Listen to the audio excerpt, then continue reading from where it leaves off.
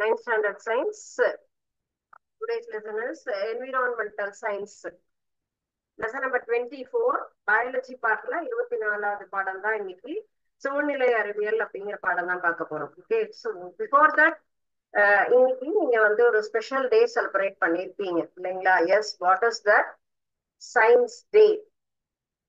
S, science day அப்படிங்கிறது என்னது? அறிவியல் தினம். அறிவியல் தினம் அப்படிங்கிறத எப்பொழுதுமே நம்ம எப்படி கொண்டாடுவோம்? February 28 celebrated as a science day. யாருடைய நினைவாக? Sir CV. ராமன் அவர்கள் கண்டுபிடிச்ச ராமன் எஃபெக்ட் அப்படிங்கிற கான்செப்டுக்காக தான் நம்ம இந்த டே அப்படிங்கறத நம்ம செலிப்ரேட் பண்றோம் இல்லைங்களா? ராமனுடைய விளைவு அப்படின்னு சொல்லுவோம். ராமன் அவர்களால கண்டுபிடிக்கப்பட்ட ஒரு மிகச்சிறந்த ஒரு பெரிய சயின்டிஸ்டா அவர் கண்டுபிடிச்ச நிறைய கண்டுபிடிப்புகள்ல ஒரு முக்கியமான ஒரு கண்டுபிடிப்பு அப்படிங்கிறது தான் இந்த ராமன் எஃபெக்ட் அப்படிங்கிறது. ஐ திங்க் உங்க எல்லாருக்குமே இந்த ராமன் எஃபெக்ட் அப்படிங்கிற கான்செப்ட் தெரிஞ்சிருக்கும் இல்லையா?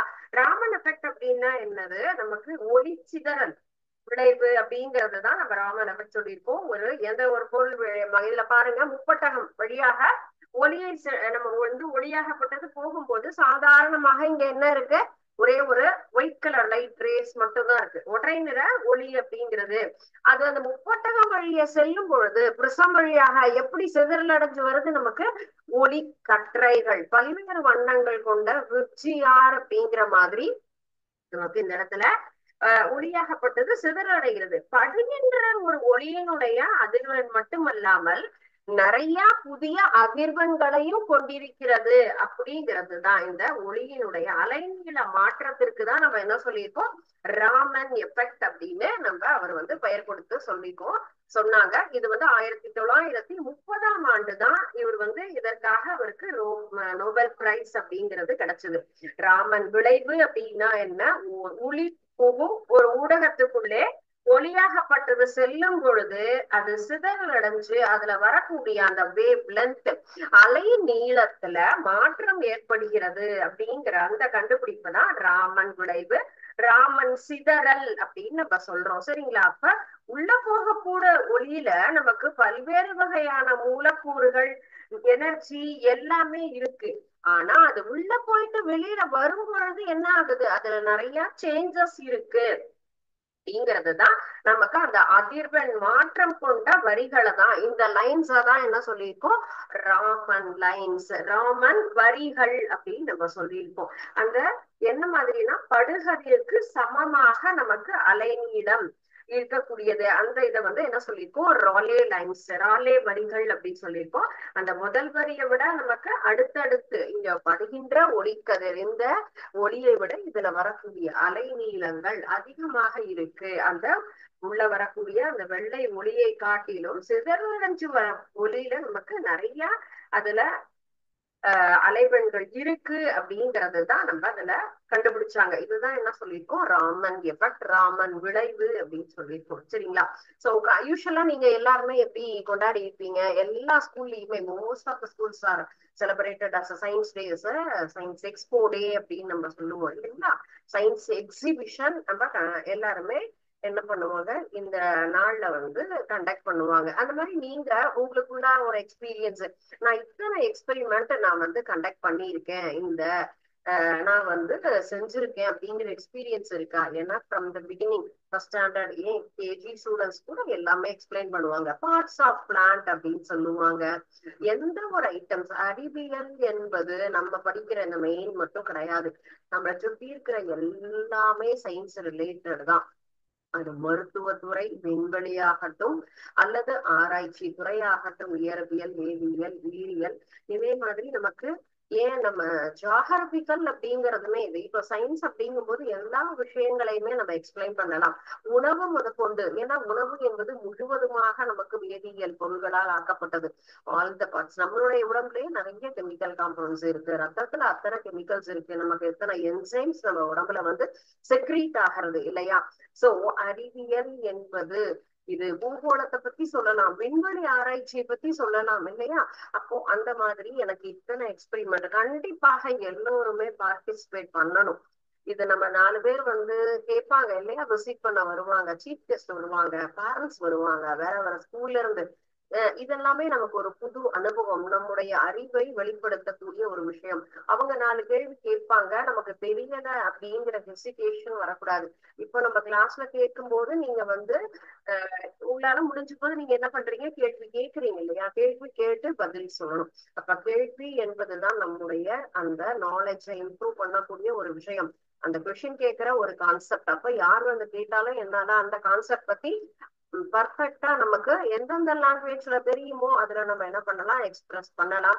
அதுக்குண்டான ரிலேட்டடா நம்ம தயாராகி போனோம் அப்படின்னாலும் அவங்க கேட்கிற கேள்விக்கு பதில் சொல்லலாம். நம்ம இத பத்தின எல்லா டீட்டெயில்ஸும் நம்ம சொல்லலாம். சரிங்களா? அப்போ என்ன ஆகும், நமக்கு அந்த இன் ஃபியூச்சர்ல நம்ம போற அந்த ஸ்டேஜ் ஃபியர் அதெல்லாம் வராது. நம்ம ஒரு கிளாஸ் இப்ப கண்டக்ட் பண்ண சொல்றாங்க, செமினார் எடுக்க சொல்றாங்கன்னா தைரியமா மேல போய் நின்று 10 பேர் முன்னாடி பேசணும். அது எல்லாம் தான் நமக்கு உண்டான ஒரு, நம்ம போறோம், படிக்கிறோம், மனப்பாடம் பண்றோம், எழுதுறோம், மார்க் வாங்குறோம்.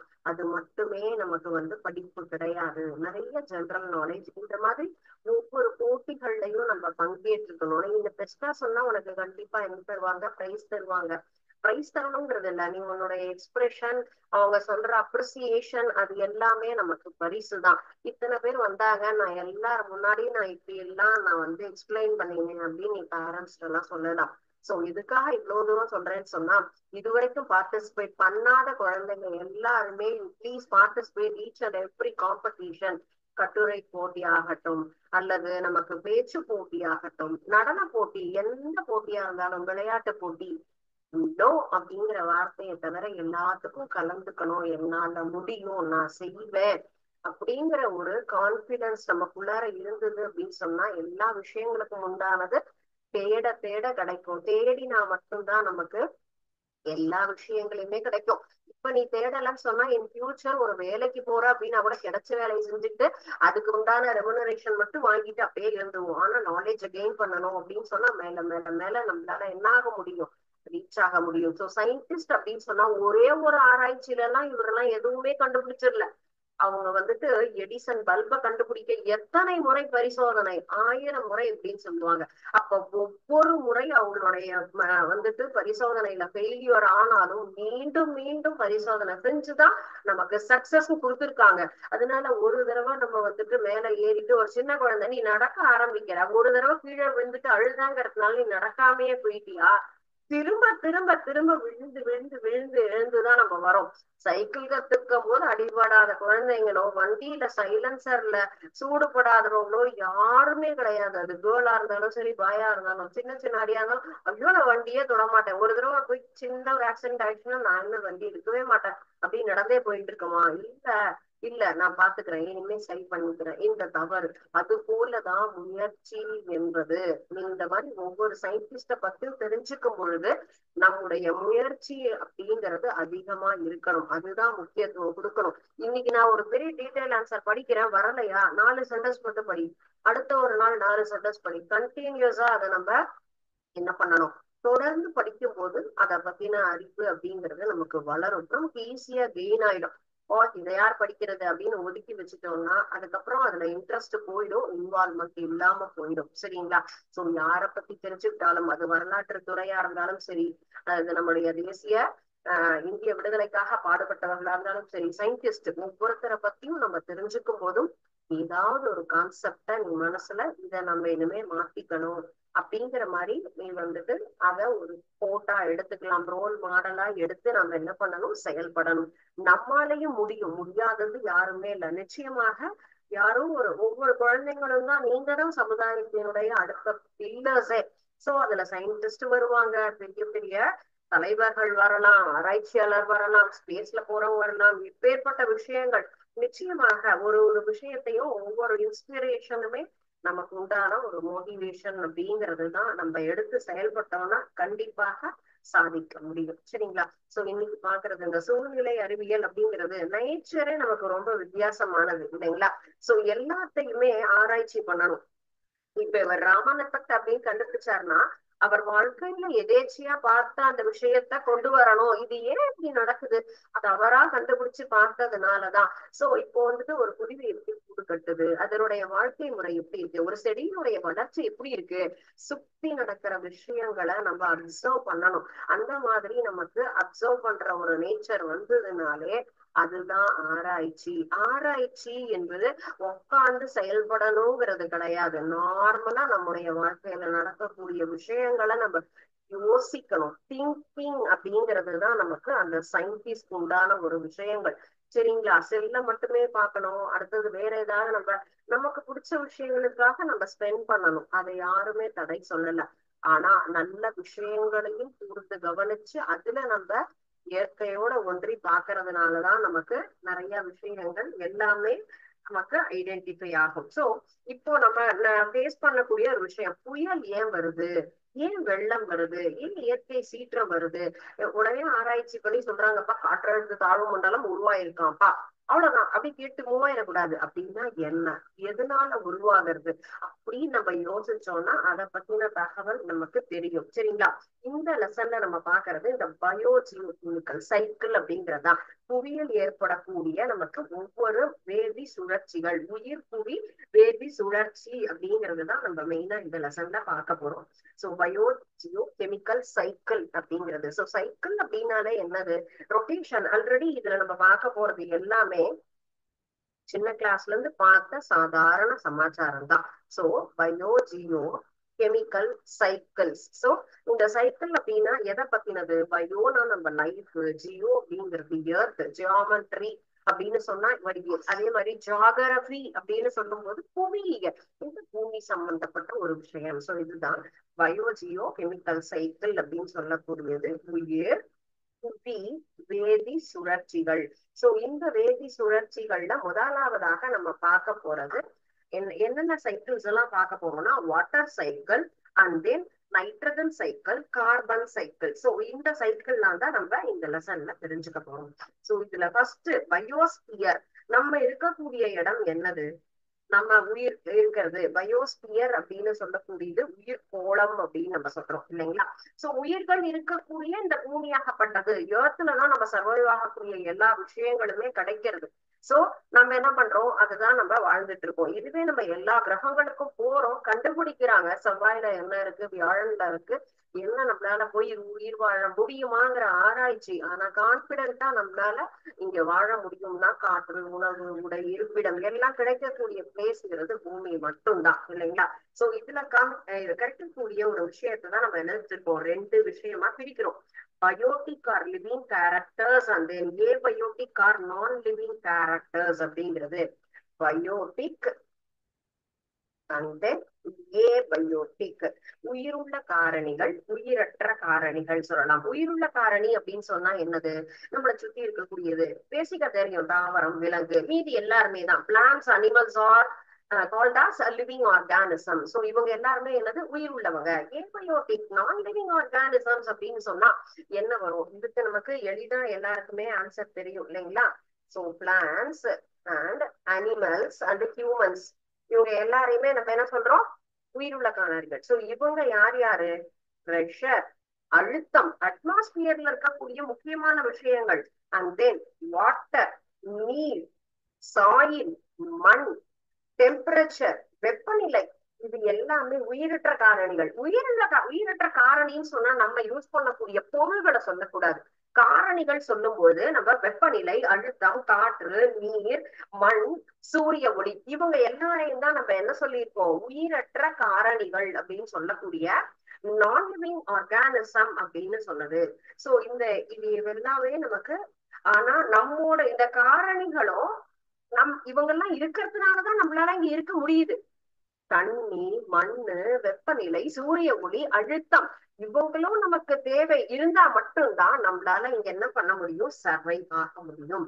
இவங்களோட துணை இல்லாம நம்மளால இங்க என்ன பண்ண முடியாது, வாழ முடியாது. அப்போ உயிருள்ள காரணிக்கும் உயிரற்ற காரணிக்கும் ரெண்டுக்கும் நடக்கக்கூடிய ஒரு விஷயம் எப்பொழுதுமே எப்படி இருக்கும், ரெண்டுமே ரிலேட்டடா தான் இருக்கும். சோ சைக்கிள் அப்படின்னு சொல்லும் போதே என்னது, சுழற்சி. இவங்களுடைய தொடர்போட தான் நம்ம என்ன பண்ணிட்டு இருக்கோம், நம்ம இங்க வாழ்ந்துட்டு இருக்கோம். சோ அவங்களுடைய தொடர்பு இல்லாம நம்மளால இந்த இடத்துல சர்வைவ் ஆக முடியாது. அது மாதிரிதான் வாட்டர் சைக்கிள், நீரினுடைய சுழற்சி அப்படின்னு சொன்னா என்னது?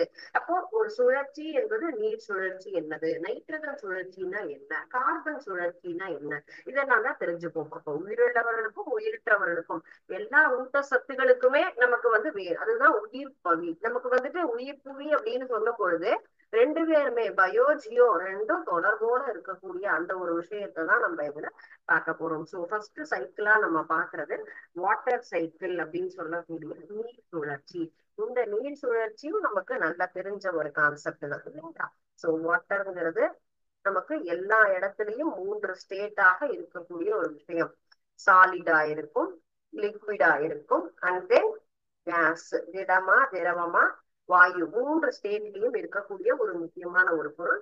இந்த சைக்கிள் நமக்கு வந்து ஹைட்ராலஜிக்கல் சைக்கிள். கண்டினியூஸாக நமக்கு எப்பயுமே இந்த நீர் சுழற்சிங்கிறது நம்ம பூமியில நம்முடைய இயக்கத்துல எல்லா இடத்துலயும் இருக்கு. இந்த நிகழ்வுல நமக்கு என்ன ஆகுது, பண்ணி அப்படின்னு சொன்னா எளிதாக நமக்கு இருக்கக்கூடிய ப்ராசஸ்.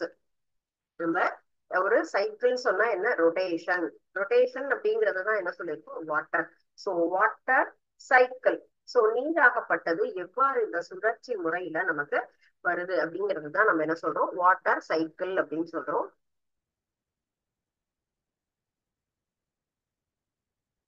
ஸோ ஆல்ரெடி நமக்கு இது ஒரு தெரிஞ்ச கான்செப்ட் அப்படிங்கிறதுனால நான் ஈஸியா உங்களுக்கு இதுல நம்ம எக்ஸ்பிளைன் பண்றேன். சோ இந்த ப்ராசஸ் தான் வாட்டர் சைக்கிள் இல்லைங்களா? சோ வாட்டர் சைக்கிள் அப்படின்னு சொல்லும்போது நீர் சுழற்சி. ஆல்ரெடி உங்களுக்கு இன்னொரு சிமுலேஷன் முன்னாடி காமிச்சிருக்கேன்ல, மழை எவ்வாறு பொழிகிறது வாட்டர் சைக்கிள் அப்படிங்கும் போது மேகம் வரும், சன்லைட்ல இருந்து நமக்கு ஹீட் வருது, அந்த கான்செப்ட் உங்களுக்கு நான் ஷோ பண்ணிருக்கேன். சோ இதுல சிம்பிளா நம்ம லேர்ன் பண்ணிக்கலாம் என்னென்ன ப்ராசஸ் ஆக்சுவலா இதுல இருக்கு. First one is evaporation, sublimation, transpiration, precipitation and then runoff, infiltration. இந்த கான்செப்ட் தான் வாட்டர் சைக்கிள்ல என்னெல்லாம் நம்ம கொடுத்திருக்காங்க, energy source, reservoir, evaporation, precipitation, condensation, ground water. Energy சோர்ஸ்னா யாரு, நம்ம சூரியன் இல்லையா? அவருதான் நமக்கு sun is the source of energy, light and heat. அவருதான் நமக்கு என்னது, நேரில் தெரியக்கூடிய முக்கியமான ஒரு ஆற்றல் அப்படின்னு சொல்லலாம். கிரவுண்ட் வாட்டர், நீர் நிலைகள். சோ இது எங்க இருக்கு, நமக்கு தேக்க நிலையில் ரிசர்வாயர் நம்ம தேக்கி வச்சிருக்கோம். சோ அந்த தண்ணீர என்னென்ன ப்ராசஸ் நடக்குது, எவாபரேஷன், பிரிசிபிடேஷன், கண்டென்சேஷன். இந்த ப்ராசஸ் எல்லாம் தான் நமக்கு எதுல நடக்குது, நீர் சுழற்சியில நடக்குது. சோ இந்த வாட்டர் சைக்கிள் அப்படிங்கிறதுல ஃபர்ஸ்ட் என்ன நம்ம பார்க்கணும், எந்தெந்த இடத்துல என்ன நமக்கு ப்ராப்பரா இதுல குழும் இருக்கு. சோ எனர்ஜி சோர்ஸ் அப்படின்னு சொன்னா யாரு, நமக்கு கண்ணுக்கு தெரிஞ்ச ஒரு விஷயம் தான் இது, எளிதாக தெரிஞ்சது.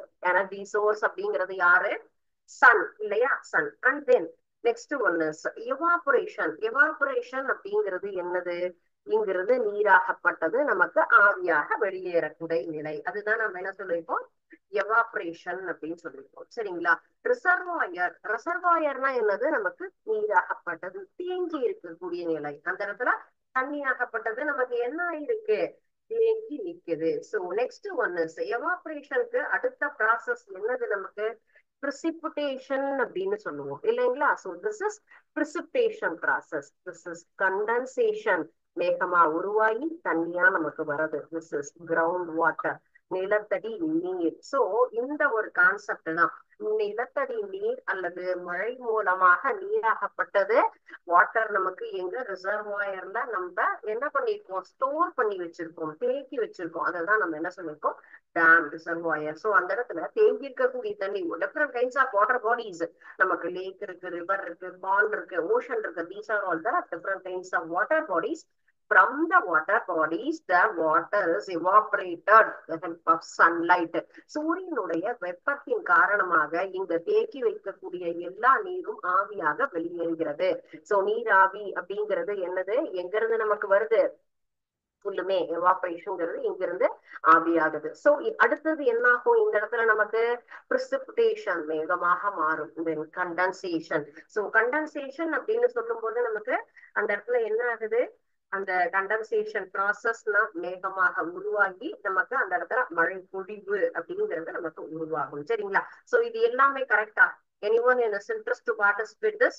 சோ நம்ம மேட்ச் பண்ணிருக்கிறது கரெக்டா இருக்கா? precipitation and then condensation இந்த ரெண்டு ப்ராசஸுமே நமக்கு சரியா மேட்ச் ஆயிருக்கா? precipitation என்ன, condensation அப்படிங்கிறது என்னது? சோ கண்டென்சேஷன் அப்படிங்கிறது நமக்கு என்ன ஆகுது? புயோ வேகமாக மாறுறது. சோ நான் இந்த இடத்துல உங்களுக்கு கொடுக்குறேன். நான் வந்து இந்த ரெண்டு ப்ராசஸும் சோ இங்க என்ன ஆகுது? மேகமாக மாறி அடுத்தது நமக்கு என்ன என்ன ப்ராசஸா உருவாயிருக்கு? நமக்கு மழையாக கீழே வருது அப்படின்னு சொல்லியிருக்கோம். சரிங்களா? சோ இந்த process so no one can interest to join here. So இதுதான் நமக்கு precipitation-ங்கிறது. இந்த எல்லாம் நமக்கு என்னது? கண்டன்சேஷன். அந்த இடத்துல கண்டன்சேட் ஆகி நமக்கு வருது. சரிங்களா? சோ இதுதான் நமக்கு மேகமாக இருக்கக்கூடியது. அந்த நம்ம என்ன சொல்றோம்? கண்டன்சேஷன் அப்படின்னு சொல்றோம். அந்த இடத்துல மழை பொழிவு அப்படிங்கிறது தான் நமக்கு precipitation ப்ராசஸ். சரியா? So you please observe and answer me. அதுக்காக தான் நான் அந்த இடத்துல அப்படி பண்ணேன். நான் என்ன சொன்னேன்? இப்ப கூட சொன்னது please each and every action. இதுவும் ஒரு எக்ஸ்பெரிமெண்ட் தான். நீயா போய் செய்யணுங்கிறது இல்ல. இதுல சேஞ்சஸ் இருக்குன்னா கூட யூ ப்ளீஸ் இன்ஃபார்ம் மீ. இந்த இடத்துல நமக்கு என்ன ஆயிருக்கு? கண்டன்சேஷனும் precipitation-ம் சேஞ்ச் ஆயிருக்கு மேம் அப்படிங்கிறத நம்ம இன்ஃபார்ம் பண்ணணும். சோ அந்த ஒரு நாலேஜ் எதுவுமே நம்ம சொன்னது சரியா தவறா என்ன என்னவா இருந்தாலும் நம்மளுடைய கான்செப்ட் என்ன செய்யணும்? எக்ஸ்பிரஸ் பண்ண இன்ட்ரெஸ்ட் எடுங்க. ஒரே ஒரு தடவை முயற்சி பண்ணும் போதுதான் நமக்கு அந்த தயக்கம்ங்கிற விஷயத்த நம்ம எப்ப விடுறோமோ அப்பதான் லேர்னரா மாற முடியும். Again and again each and every teacher is to this. இந்த கான்செப்டை எல்லா ஆசிரியர்களும் உங்களுக்கு சொல்றாங்க. சந்தேகத்தை எழுந்து நின்று தைரியமா கேட்க தெரிஞ்சா மட்டும்தான் நம்மளால என்ன பண்ண முடியும்? கற்றுக்கொள்ள ஆர்வம் வரும், நிறைய கத்துக்கலாம். சோ எனர்ஜி சோர்சஸ் precipitation அப்படிங்கிறது இங்க நடக்கக்கூடியது. Condensation process. precipitation அப்படிங்கிறது நமக்கு விண்ட் என்ன ஆகும்? நமக்கு டெம்பரேச்சரால கிளவுடா நம்ம என்ன ஆகுது? நமக்கு டிராப்லெட்ஸா மாறக்கூடியது அப்படிங்கிறதுதான் precipitation அப்படிங்கிற ப்ராசஸ். ஓகே. கண்டன்சேஷன் அப்படின்னு சொல்றது the changing of gas phase to liquid phase. அதுதான் நம்ம என்ன சொல்றோம்? கண்டன்சேஷன். சோ எவாப்ரேஷன் அப்படிங்கிற ப்ராசஸ் ஃபர்ஸ்ட் ஒன் என்னது? type of vaporization. liquid is converted into gas. இந்த இடத்துல தண்ணி ஆகப்பட்டது நமக்கு என்ன ஆகுது? தண்ணி நீர்ம நிலையிலிருந்து வாயு நிலைக்கு மாறுகிறது. அந்த லிக்விட் ஸ்டேட்ல இருந்து கேஸுக்கு மாறுறதுதான் எவாபரேஷன் அப்படிங்கிற process. Water evaporate from the surface of the earth and the water bodies. So different kinds of water bodies ல இருந்து நமக்கு மேல எழும்பி செல்லக்கூடிய அந்த நிலை எவாபரேஷன் சொல்றோம். நெக்ஸ்ட் ஒன் வந்துட்டு சப்ளிமேஷன் அப்படிங்கிற ப்ராசஸ். சப்ளிமேஷன்னா conversion of solid to gas. டைரக்டா நமக்கு என்ன ஆகும்? சாலிட்ல இருந்து கேஸுக்கு மாறக்கூடிய அந்த ப்ராசஸ் தான் என்ன சொல்லியிருக்கோம்? நம்ம சப்ளிமேஷன் அப்படின்னு சொல்லுவோம். ஸோ நெக்ஸ்ட் நான் உங்களுக்கு ஸ்டேஜ் வைஸ் சொல்றேன். ஃபர்ஸ்ட் இந்த வாட்டர் சைக்கிள் அப்படிங்கிற கான்செப்ட்ல ஃபர்ஸ்ட் ப்ராசஸ் என்னது? எவாபரேஷன்.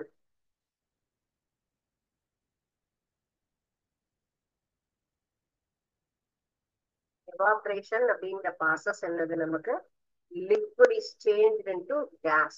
நீராகப்பட்டது என்ன ஆகுது? தண்ணியிலிருந்து நமக்கு லிக்விட் கேஸ் ஆக மாறக்கூடிய விஷயம்.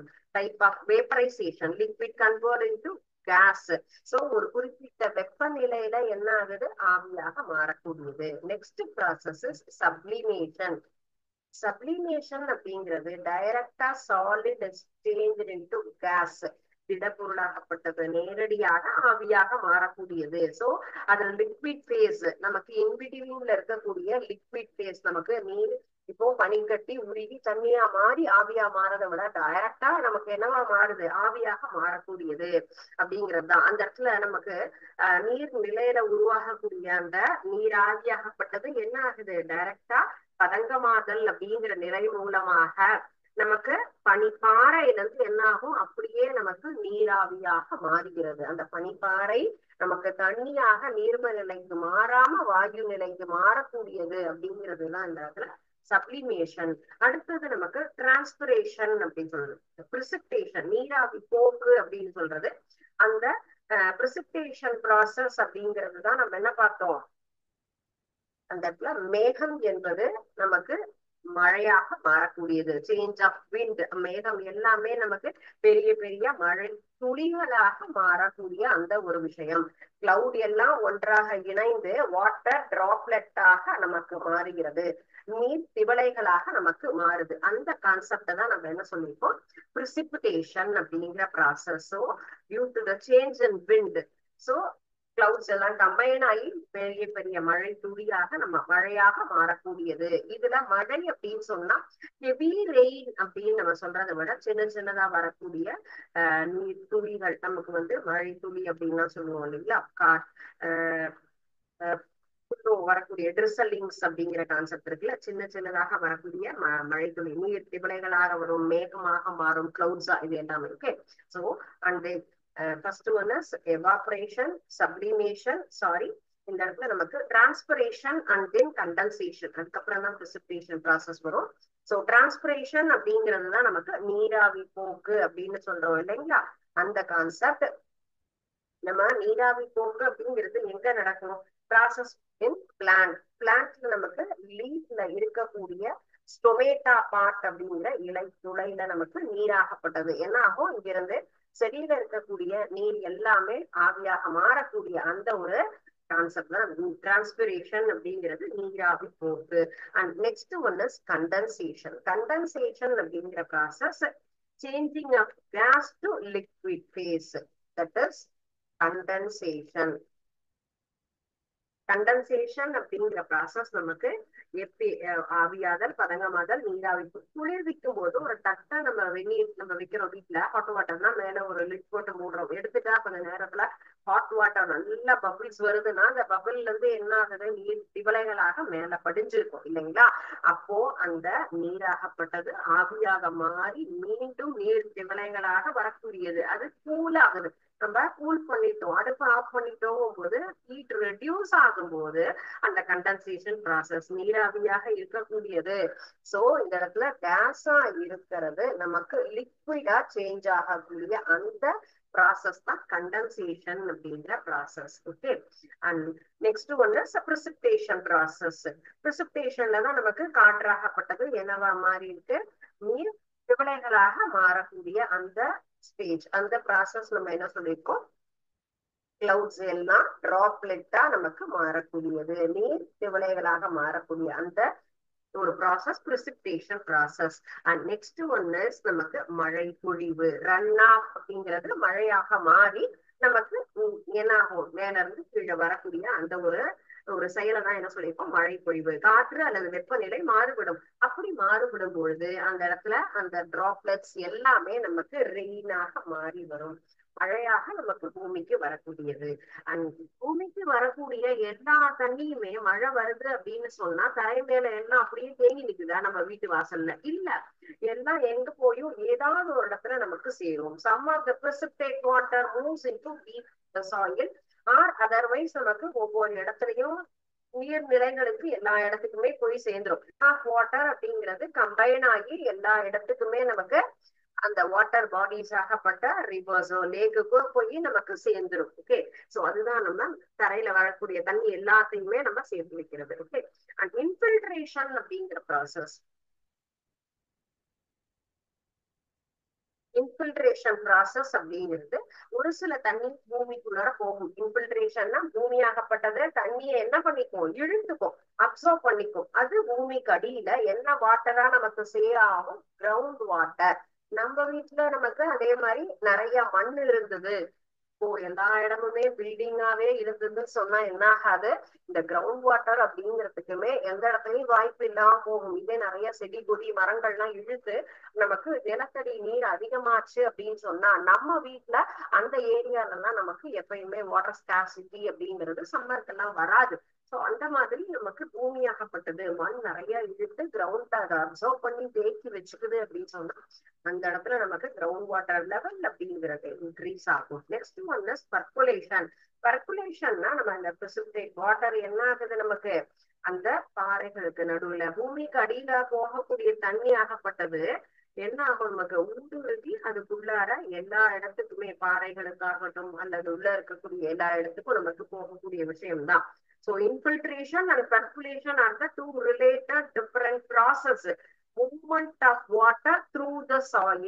அதுதான் நம்ம percolation பூமிக்கடியில இருக்கக்கூடிய அந்த தண்ணி ஊடுருவி என்ன ஆகும், உள்ள போய் வழிந்தோடி சேகரிக்கக்கூடிய அந்த இதுதான் நமக்கு சின்ன சின்ன. இப்ப பூமிக்கடியில வந்துட்டு பெரிய பெரிய பாறைகள்லாம் இருக்கும். நம்ம செடியெல்லாம் வைக்கிறோம் நம்ம வீட்டுல சொன்னா ஒரு அடி ஈஸியா தோண்டலாம். அதுக்கப்புறம் பாத்தீங்க அப்படின்னு சொன்னா கொஞ்சம் சின்ன சின்ன கல்லெல்லாம் வரும்.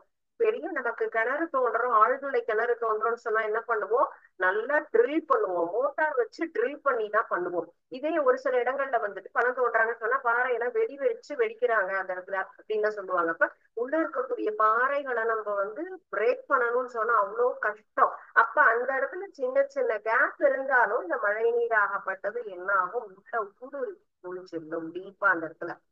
அந்த மாதிரியாக நமக்கு கிரவுண்ட் வாட்டர் நீரும் காற்றும் சரி எந்த சின்ன கேப் கிடைச்சாலும் அழகா மூவ் ஆயிடும் இல்லைங்களா.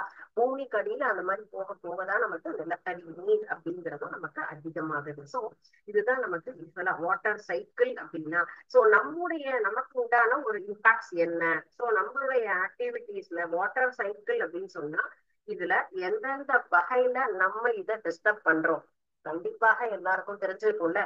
எந்த விஷயத்துல நம்ம இதை டிஸ்டர்ப் பண்றோம், ஹியூமன் இம்பாக்ட்ஸ், நம்முடைய செயல்கள் என்னெல்லாம் இருக்கு, அதனால நமக்கு வாட்டர் சைக்கிள் எப்படி டிஸ்டர்ப் ஆகுது. Human impacts on water cycle.